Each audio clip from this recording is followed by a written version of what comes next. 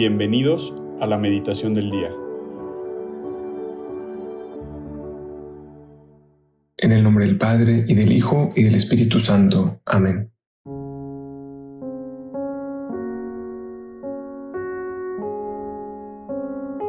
Ven, Espíritu Santo, llena los corazones de tus fieles y enciende en ellos el fuego de tu amor. Envía, Señor, tu Espíritu Creador y renueva la faz de la tierra.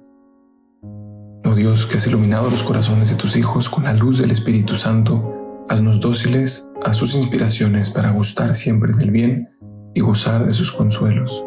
Por Cristo nuestro Señor. Amén. Hoy es el lunes 3 de junio y vamos a meditar en el Evangelio según San Marcos, capítulo 12, versículos de 1 al 12. En aquel tiempo, Jesús se puso a hablar en parábolas a los sumos sacerdotes, a los escribas y a los ancianos. Un hombre plantó una viña, la rodeó con una cerca, cayó un lagar, construyó una torre, la arrendó a unos labradores y se marchó lejos. A su tiempo, envió un criado a los labradores para percibir su tanto del fruto de la viña. Ellos lo agarraron, lo azotaron y lo despidieron con las manos vacías. Les envió de nuevo otro criado. A este lo descalabraron e insultaron. Envió a otro y lo mataron, y a muchos otros a los que azotaron y los mataron. Le quedaba uno, su hijo amado, y lo envió el último pensando: respetarán a mi hijo. Pero los labradores se dijeron: este es el heredero, venga, lo matamos y será nuestra la herencia. Y agarrándolo, lo mataron y lo arrojaron fuera de la viña. ¿Qué hará el dueño de la viña? Vendrá, hará perecer a los labradores y arrendará la viña a otros. ¿No habéis leído aquel texto de la Escritura? La piedra que desecharon los arquitectos es ahora la piedra angular. Es el Señor quien lo ha hecho. Ha sido un milagro patente. Y tentaron echarle mano porque comprendieron que había dicho la parábola por ellos, pero temiendo a la gente, dejándolo ir, se marcharon. Palabra de Dios.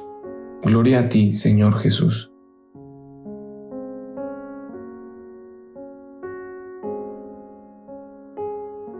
Hay una frase de una escritora muy famosa en el mundo cristiano, y aunque es un poco comentada porque ella, por lo que sabemos, nunca se bautizó, pero muchos de sus escritos los toman como si fueran profundamente cristianos, y decía, se llama Simone Weil, que lo más difícil del misterio de la redención para nosotros humanos es que es demasiado fácil.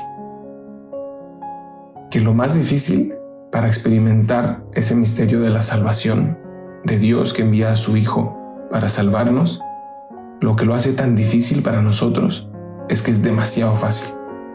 Y un poco esta es la idea que quiero transmitir en la reflexión de este Evangelio con lo que acabamos de leer, porque es lo que le pasa históricamente a estos personajes del Evangelio a quienes Jesús se dirigía, y es lo que nos pasa también a cada uno de nosotros en nuestra relación con Jesús.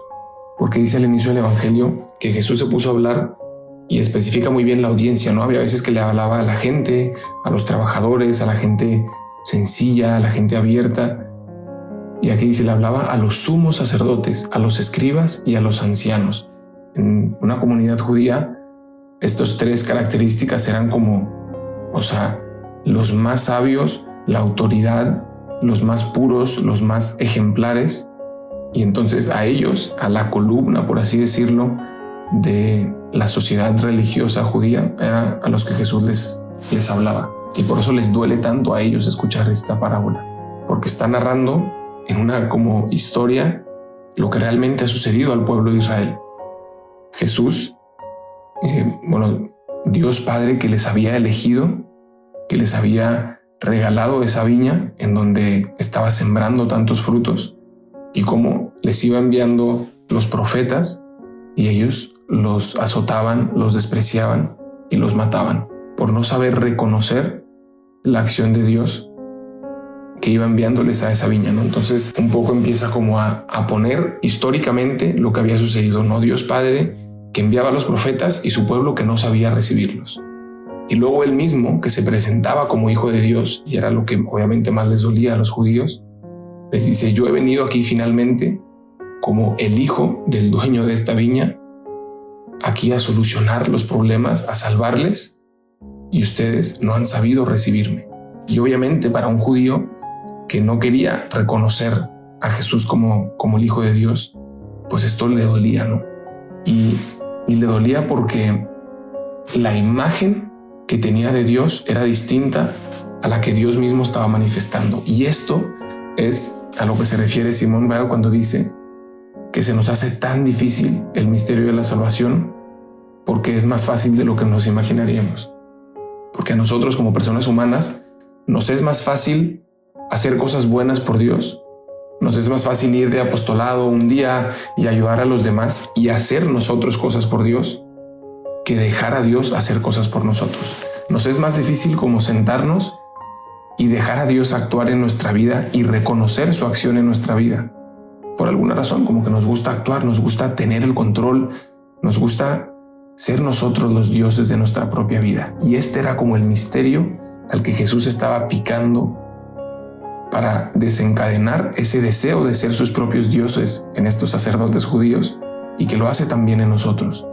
Porque desde el pecado original esta fue la distorsión que llegó a nuestro corazón, ¿no? El deseo de desconfiar de Dios, de ser el Dios de mi propia vida, y entonces distorsionar mi relación con Dios, mi relación conmigo mismo, con los demás. Y entonces a través de este evangelio podemos ver también en la imagen de algunos santos cómo entrar en este misterio de descubrir cómo a veces yo quiero ser el Dios de mi vida y me cuesta reconocer esa manera en la que Dios se manifiesta y la rechazo, como en esta parábola azoto y mato esas manifestaciones de Dios en mi vida porque van en contra de mi propia imagen de Dios, de la que yo me he ido creado, de la que a mí me gusta. Y entonces, por ejemplo, vemos en San Pedro cómo no era simplemente algo así que Jesús explicaba que le pasó al pueblo de Israel. Él, al final de su vida, logró experimentar que se trataba de su historia personal, y nos recuerda cómo se trata también de nuestra historia personal, ¿no? San Pedro era igual que estos judíos. Él quería tener el control en sus manos, ¿no? Y le dijo a Jesús: yo voy a morir por ti y yo te voy a acompañar hasta la muerte. Y no fue hasta que se dio cuenta, cuando Jesús lo miró después de haberlo negado 3 veces, y que era Jesús quien le decía: es que no te has enterado de nada, yo soy el que voy a morir por ti. Y ahí San Pedro como que entendió, ahí empezó su verdadera conversión, ¿no? Decir, o sea, esta imagen que tenía yo de Dios estaba distorsionada y ahora me rindo, ¿no? O sea, me rindo, y por eso lloró amargamente con esas lágrimas purificadoras de decir: me rindo y dejo que Dios sea Dios, dejo que Dios me salve. ¿Cuántas veces nos cuesta también decir eso? Nos es más fácil nosotros ayudar a Dios, nosotros echarle una mano en su misión porque nos necesita tanto, y nos cuesta aceptar que no es cierto, que Dios es Dios y que Él es el que va a morir por nosotros, Él es el que nos va a salvar, Él es el que nos ha traído esperanza, y nos cuesta más quedarnos sentados y dejar a Dios actuar. Otro ejemplo es Santa Teresita de Lisieux, quizás una santa un poco más cercana a nosotros, que nos dejaba ese texto maravilloso que al menos a mí o quizás a muchos de nosotros al inicio me costaba muchísimo leer su autobiografía. Yo decía: esto no puede ser, o sea, esto es demasiado suave, esto es demasiado frágil. El cristianismo se trata de actuar, de cambiar el mundo, que en parte también es verdad. Pero poco a poco fui descubriendo que estaba en mi propio corazón esa mentira también, de que yo tenía una imagen de Dios creada por mí y que me era más difícil dejar a Dios salvarme sin que yo tuviera que hacer nada, que hacer cosas por Dios. Y es esta imagen también de Santa Teresita, ¿no? Que le decía, sin caer en un falso victimismo, ¿no? De no, mi vida es un desastre y soy lo peor. Simplemente sabía reconocer: yo soy pequeña, yo no puedo salvarme, yo no puedo darme salvación, yo no puedo darme la felicidad a mí misma. Te dejo a ti, Jesús, que lo hagas. Te dejo que me salves, te dejo que me lleves en tus brazos y me lleves a Dios Padre.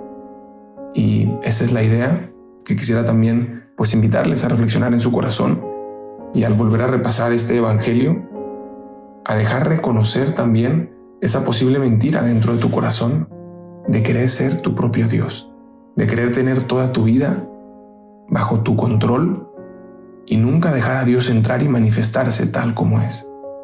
abrirle esa pequeña puerta a Dios y decirle, quizás también como San Pedro, como Santa Teresita: hoy me rindo ante ti y te dejo a ti ser Dios. Te dejo a ti manifestarte como quien eres.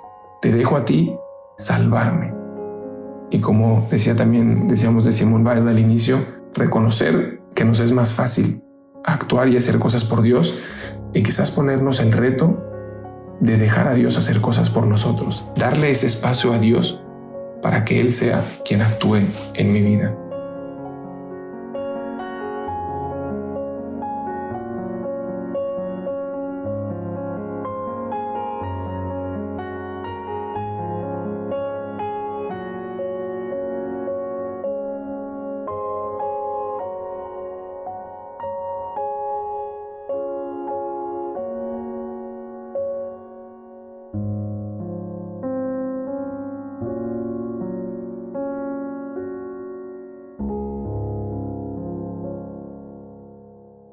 Te damos gracias, Señor, por todos los beneficios recibidos, a ti que vives y reinas por los siglos de los siglos. Amén. Cristo Rey nuestro, venga a tu reino. María, Reina de los Apóstoles, enséñanos a orar. En nombre del Padre, y del Hijo, y del Espíritu Santo. Amén.